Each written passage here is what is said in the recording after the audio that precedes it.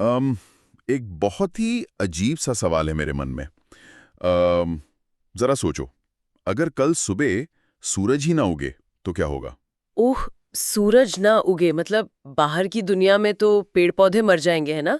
और बस चारों तरफ एक भयानक अंधेरा छा हाँ, जाएगा। वो तो बाहर की बात हुई, लेकिन मैं ये सोच रहा था कि क्या इसका असर इंसान के मन पर या उसकी किस्मत पर भी पड़ेगा, यार, ये तो बहुत गहरा सवाल पूछ लिया है तुमने। ना? और आज की हमारी इस गहरी चर्चा का मकसद भी यही है। हम उन रिसर्च पेपर्स और दार्शनिक किताबों से गुजर रहे थे, और उन्होंने तो नजरिया ही पलट कर रख दिया। बिल्कुल। आम तौर पर ना, हम्म, जब भी हम सूरज की बात करते हैं तो दिमाग में क्या आता है? बस गर्मी, पसीना या दिन का उजाला। हाँ, बिल्कुल। लेकिन आज की इस गहरी चर्चा में हम सूरज को दो बिल्कुल अलग चश्मों से देखने वाले हैं। एक तरफ हमारा आधुनिक विज्ञान है, जो इसे सिर्फ ऊर्जा का स्रोत यानी सोर्स ऑफ एनर्जी मानता है। और दूसरी तरफ? दूसरी तरफ है हमारा प्राचीन दर्शन और मेटाफिजिक्स, जो सूरज को चेतना का स्रोत कहता है, मतलब सोर्स ऑफ कॉन्शियसनेस। तो बेसिकली हमारा मुख्य मिशन आज ये खोजना है कि क्या सूरज किसी रिमोट कंट्रोल की तरह इंसानी जीवन को चला रहा है, या फिर इंसान अपनी इच्छा शक्ति से उसकी ऊर्जा को दिशा देता है? एकदम सही कहा तुमने। हम्म, तो चलो, चेतना और दर्शन की उन गहरी बातों में जाने से पहले मुझे लगता है हमें भौतिक वास्तविकता को समझना चाहिए। मतलब हवाई बातों से पहले साइंस को तो समझे। हाँ, वो बहुत जरूरी है। तो अगर विज्ञान के नजरिए से देखें तो सूरज 15 करोड़ किलोमीटर दूर अम, एक आग का बहुत ही विशाल का एक गोला है। 15 करोड़ किलोमीटर? बाप रे। हाँ। और इस गोले के कोर में एक बहुत ही उग्र प्रक्रिया चल रही है जिसे न्यूक्लियर फ्यूजन कहते हैं, मतलब परमाणु संलयन।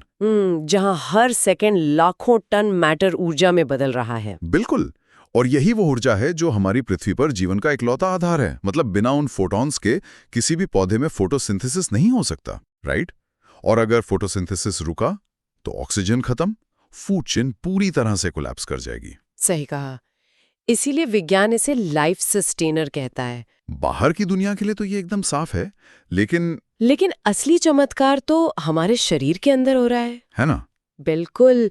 वो 15 करोड़ किलोमीटर दूर बैठा आग का गोला इंसान के दिमाग के अंदर की दुनिया को भी पूरी तरह माइक्रो मैनेज कर रहा है। और यहीं पर हमारे रिसर्च पेपर्स में उस सर्कैडियन रिथम का जिक्र आता है। हाँ, जिसे हम अक्सर बस शरीर की घड़ी समझकर छोड़ देते हैं। पर यार, इसका असली मैकेनिज्म बहुत ही हैरान करने वाला है। मतलब होता यह है कि हमारे दिमाग में आंखों के ठीक पीछे एक बहुत ही छोटा सा हिस्सा होता है, जिसे सुप्राचियाज्मैटिक न्यूक्लियस या एससीएन कहते हैं, राइट? हाँ, एससीएन। ये असल में दिमाग की मास्टर क्लॉक है। तो जब सुबह सूरज की पहली किरण हमारी रेटिना पर पड़ती है, तो वो फोटॉन्स ऑप्टिक नर्व के रास्ते सीधे इस एससीएन तक एक इलेक्ट्रिक सिग्नल भेजते हैं। मान देता है और शरीर में कॉर्टिसोल नाम का हार्मोन एक झटके में रिलीज होता है। हाँ, कॉर्टिसोल। पर लोग तो इसे स्ट्रेस हार्मोन मानते हैं ना? हाँ, ज्यादातर लोग यही सोचते हैं। लेकिन सुबह के वक्त ये वेकअप हार्मोन का काम करता है। ये शरीर के हर अंग को अलर्ट करता है कि भाई, दिन शुरू हो गया है, अब काम पर लग जाओ। अच्छा, मतलब इंसान की जो चुस्ती होती है, उसका फोकस, वो सब इसी सुबह वाले कॉर्टिसोल स्पाइक पर टिका है। एकदम सही। और शाम को इसका बिल्कुल उल्टा होता है। ओह, शाम को क्या होता है? जैसे जैसे सूरज ढलता है और रोशनी कम होती है, तो वो एससीएन दिमाग की पीनियल ग्लैंड को एक नया मैसेज भेजता है कि भाई, अब रोशनी नहीं है, शटडाउन प्रोसेस शुरू करो। ओह, तो तब शरीर में मेलेटोनिन बनना शुरू होता है। हाँ, मेलाटोनिन ही वो हार्मोन है जो नसों को शांत करता है और हमें गहरी नींद में ले जाता है। यार, ये तो पूरा एक हार्मोनल डांस चल रहा है। बिल्कुल। और मेलाटोनिन तभी सही मात्रा में बनता है जब आंखों में रोशनी जाना बंद हो जाए। इसीलिए तो आज की लाइफस्टाइल इतनी खराब हो गई है। हम रात के 2-2 बजे तक स्मार्टफोन की वो नीली रोशनी आंखों में डालते रहते हैं। वही तो। और दिमाग को लगता है कि अभी भी सूरज निकला हुआ है। एससीएन पूरी तरह कंफ्यूज हो जाता है, मेलाटोनिन रुक जाता है और हमारी नींद बर्बाद हो जाती है। अच्छा, एक मिनट, इस बात की थोड़ी और परतें खोलते हैं। हाँ, बताओ। अगर मैं इस पूरी बायोलॉजिकल साइकिल को एकदम लॉजिक के तराजू पर तौल कर देखूं, तो मुझे यहाँ एक बहुत बड़ा विरोधाभास नजर आ रहा है। कैसा विरोधाभास? मतलब विज्ञान के हिसाब से तो सूरज बस 15 करोड़ किलोमीटर दूर रखा हुआ एक बहुत बड़ा अलार्म क्लॉक है। हमारी आंखें एक सेंसर हैं, दिमाग एक सर्किट है, और ये कॉर्टिसोल, मेलेटोनिन इसके केमिकल स्विच हैं। सही कह रहे हो। तो अगर ये पूरा का पूरा खेल सिर्फ केमिकल रिएक्शंस और हार्मोन्स का ही है, तो फिर इसमें किस्मत, आत्मा या दर्शन का कॉन्सेप्ट कहाँ से आ गया? यही तो वो सवाल है जहां से विज्ञान की सीमाएं खत्म होती हैं। अच्छा। हाँ, और प्राचीन दर्शन और मेटाफिजिक्स की शुरुआत होती है, क्योंकि दर्शन ये सवाल पूछता है कि जो रोशनी हमारे भौतिक शरीर को जगाती है, क्या वो सिर्फ मांसपेशियों को जगाकर रुक जाती है? मतलब क्या वो हमारी चेतना को भी जगाती है? बिल्कुल। क्या वो रोशनी इंसान के इरादों और उसकी आत्मा को नहीं जगाती? हम अक्सर ज्योतिषी और प्राचीन विद्याओं को सिर्फ भविष्य बताने वाला अंधविश्वास मान लेते हैं। हाँ, लोग तो यही मानते हैं। लेकिन अगर गहराई में जाकर देखें तो वो असल में मेटाफिजिक्स है, मतलब भौतिकी के पार का विज्ञान। लेकिन यार, जब हम ज्योतिष की बात करते हैं तो लोग तुरंत ग्रहों की चाल और अपनी किस्मत का रोना रोने लगते हैं। हाँ, वो तो है। तो इस मेटाफिजिक्स के नजरिए से सूरज असल में है क्या? देखो, मेटाफिजिक्स और प्राचीन ज्योतिष में ना सूरज को केवल आसमान में घूमने वाला कोई ग्रह नहीं माना गया है। फिर क्या माना गया है? उसे आत्मा का, पिता का और इंसान की आइडेंटिटी, मतलब उसकी पहचान का कारक माना गया है। ओहो। हाँ, ये इंसान के ईगो और उसके आत्मसम्मान का सबसे बड़ा ब्रह्मांडीय प्रतीक है। ये वही ताकत है जो इंसान को समाज में सीना तानकर खड़े होने की हिम्मत देती है। रुकिए, यहाँ मैं थोड़ा असहमत हूँ तुमसे।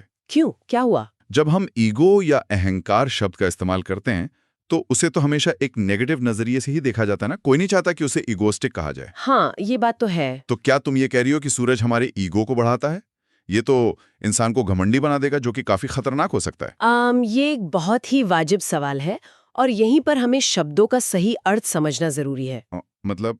दर्शन में ईगो का मतलब वो घमंड या वो टॉक्सिक अहंकार नहीं है जहां इंसान दूसरों को नीचा दिखाता है। तो फिर क्या है? यहाँ ईगो का मतलब है अस्मिता, मतलब मैं हूं का बोध, आपके अस्तित्व का वो मजबूत एहसास जो आपको आपकी अपनी पहचान देता है। अच्छा, एक कोर आइडेंटिटी। बिल्कुल।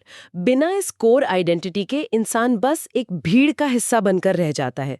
इसे ही कुछ शोधकर्ताओं ने इनर सन यानी भीतर का सूर्य कहा है। ओहो, तो जब ज्योतिष में कोई कहता है कि फला इंसान का सूर्य कमजोर है, हाँ, तो उसका ये मतलब नहीं है कि आसमान में चमकने वाला वो असली तारा अचानक से कमजोर पड़ गया है। अरे बिल्कुल नहीं। 15 करोड़ किलोमीटर दूर बैठे उस तारे को किसी इंसान की जन्मपत्री से क्या फर्क पड़ेगा? वही तो मैं सोचूं। कमजोर सूर्य ना पूरी तरह से एक मनोवैज्ञानिक ढांचा है।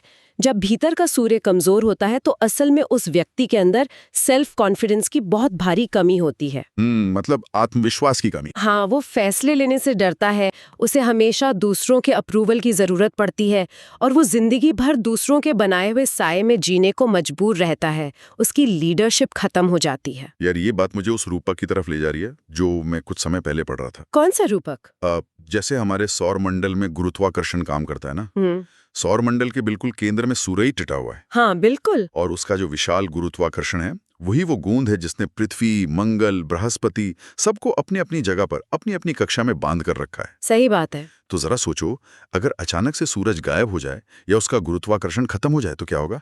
सारे ग्रह अपनी कक्षा से भटक जाएंगे, वो अंतरिक्ष के उस जमा देने वाले अंधेरे में खो जाएंगे या फिर एक दूसरे से टकराकर तबाह हो जाएंगे। एग्जैक्टली। और यहीं पर ना बात सबसे ज्यादा दिलचस्प हो जाती है। कैसे? क्या हम ये कह सकते हैं कि जो भूमिका ब्रह्मांड में सूरज के गुरुत्वाकर्षण की है, वही भूमिका इंसान के भीतर उसकी इच्छा शक्ति और उसके अनुशासन की होती है? अरे वाह, ये तो बहुत ही गहरा कनेक्शन है ना? एक ऐसा अदृश्य खिंचाव जो हमारी जिंदगी की तमाम अफरा तफरी को बांध कर रखता है। क्योंकि अगर हमारे भीतर की इच्छा शक्ति कमजोर पड़ जाए, मतलब हमारा इनर सन बुझ जाए, हाँ, तो हमारी आदतें, हमारा करियर, हमारी सेहत, सब कुछ उन भटकते हुए ग्रहों की तरह आपस में टकराने लगेगा। जिंदगी में कोई केंद्र ही नहीं बचेगा। यार, ये गुरुत्वाकर्षण और इच्छा शक्ति की तुलना बहुत ही सटीक है। बिना मजबूत इरादे या स्ट्रॉन्ग सन के इंसान की जिंदगी का सच में कोई केंद्र नहीं होता। वो बस परिस्थितियों के धक्के खाता रहता है। उफ, बिल्कुल। और सबसे बड़ी बात पता है क्या है? हाँ, आधुनिक विज्ञान और प्राचीन ज्ञान का असली मिलन इसी बिंदु पर आकर होता है। वो कैसे? देखो, विज्ञान जिस चीज का मेजरमेंट या माप करता है, दर्शन ठीक उसी चीज का मीनिंग या अर्थ निकालता है। इसका मतलब थोड़ा और आसान भाषा में समझाओगी? हाँ, देखो, विज्ञान आपको बताएगा कि सुबह की धूप में 20 मिनट बैठने से आपके शरीर को कितने मिलीग्राम विटामिन डी मिला। ठीक है। या आपकी आंखों के रास्ते SCN तक कितने फोटॉन्स गए और कितना कॉर्टिसोल रिलीज हुआ। ये सब मापन है, मेजरमेंट है। हाँ, ये तो साइंस का काम है। लेकिन दर्शन ये देखता है कि उस कॉर्टिसोल स्पाइक ने, उस सुबह की ताज़ी हवा और धूप ने उस इंसान के इरादों में कितनी गर्मी भर दी। ओह, मतलब उसने उस व्यक्ति की चेतना को कितना प्रज्वलित किया। बिल्कुल, कि वो दिन भर की चुनौतियों से लड़ने के लिए मानसिक रूप से तैयार हो गया। यार, ये बात तो उन प्राचीन ऋषियों के अवलोकनों से भी पूरी तरह मेल खाती है। हाँ, कैसे? दस्तावेजों में बताया गया है कि सदियों पहले ऋषियों ने यह गहराई से नोट किया था कि जो लोग नियमित रूप से सूर्योदय के साथ उठते हैं, मतलब जब दुनिया सो रही होती है और वो जागकर अपने दिन की शुरुआत करते हैं, उनकी जीवन शैली में एक अलग तरह का अनुशासन होता है। हाँ, और उन्होंने ये भी देखा कि ऐसे लोगों में नेतृत्व की क्षमता बहुत ज्यादा होती है। Leadership quality. बिल्कुल, मुश्किल फैसले लेने की ताकत और अपने काम के प्रति एक अजीब सा फोकस होता है, जो देर से उठने वालों में अक्सर गायब ही रहता है। सही बात है। अब उस समय ऋषियों ने कोई ब्लड टेस्ट या ब्रेन स्कैन तो किया नहीं था, लेकिन उन्होंने इस मनोवैज्ञानिक और व्यवहारिक बदलाव को सूर्य का प्रभाव नाम दिया।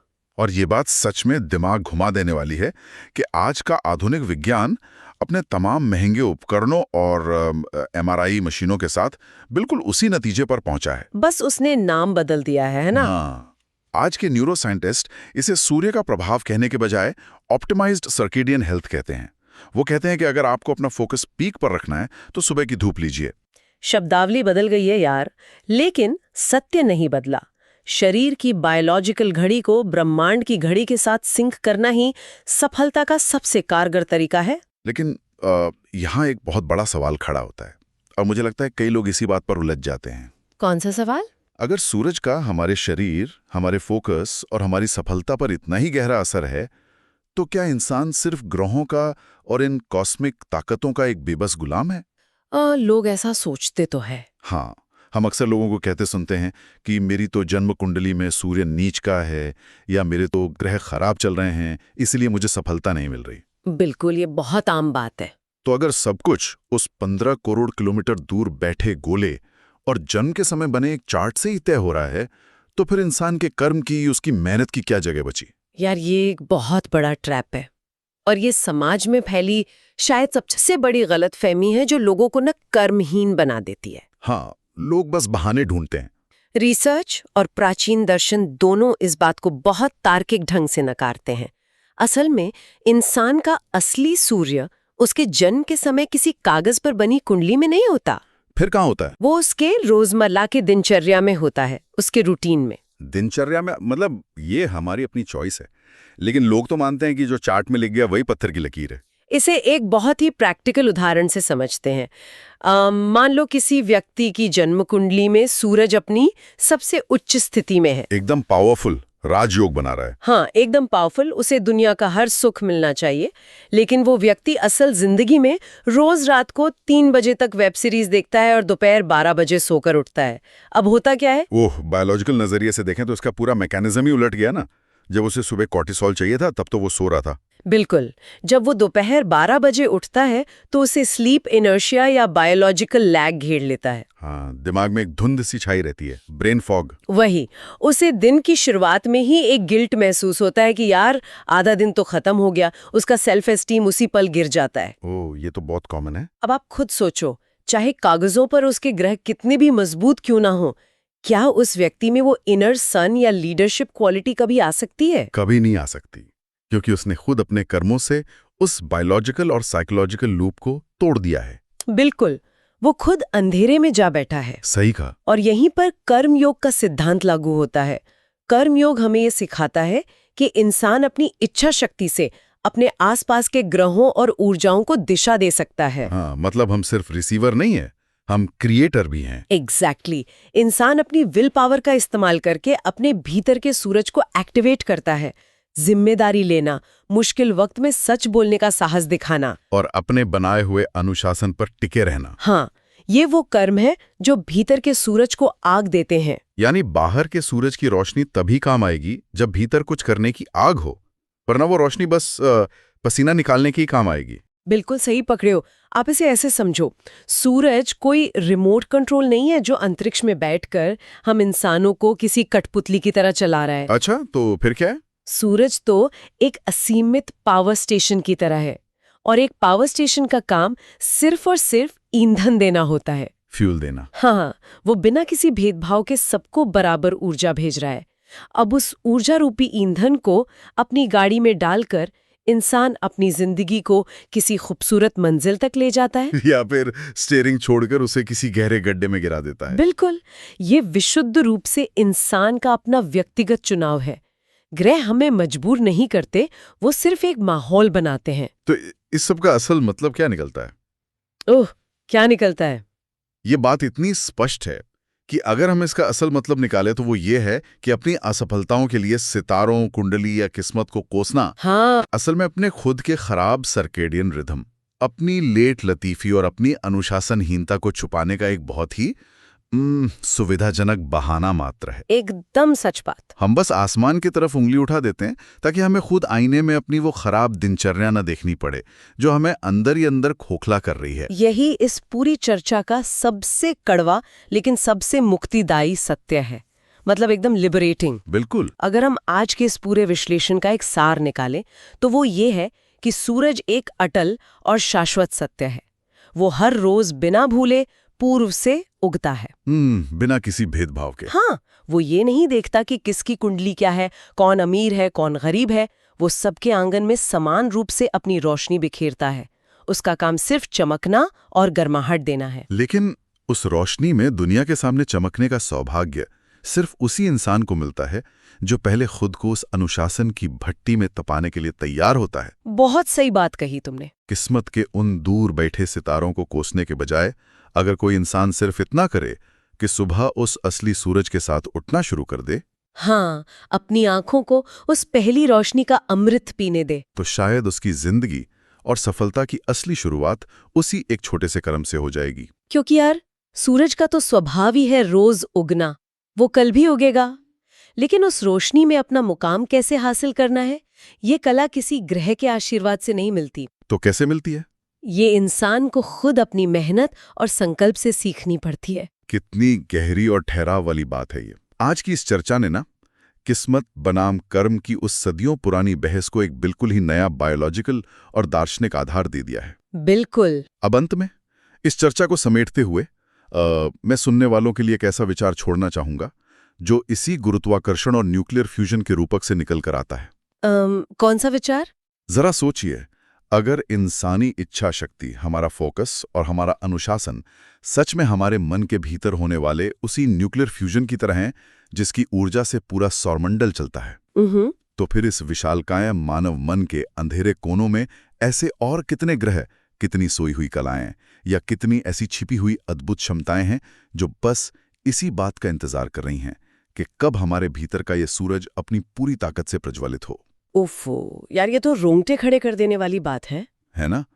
अगर हमारा अनुशासन ही वो गुरुत्वाकर्षण है जो सब कुछ संभालता है, तो जिस दिन हमारे भीतर का सूरज पूरी तरह से जल उठेगा, उस दिन न जाने हमारी और कितनी सोई हुई क्षमताएं अपने सही ऑर्बिट में आ जाएंगी। और तब इंसान क्या कुछ हासिल कर सकता है, इसकी शायद कोई सीमा ही नहीं है। बिल्कुल, ये एक ऐसा सवाल है जिसका जवाब किसी आसमान के तारे में नहीं है, बल्कि हम सबके अपने भीतर, हमारे रोजमर्रा के चुनावों में मौजूद हैं। एकदम सही। तो इसी शांत और विचारशील सवाल के साथ आज की इस गहरी चर्चा को यही विराम देते हैं। अपने भीतर के उस इनर सन को, उस अनुशासन की आग को हमेशा जलाए रखिए। हाँ, और चमकते रहिए। फिर मिलेंगे एक नए विषय और एक नई गहराई के साथ। तब तक के लिए अपना ख्याल रखिए।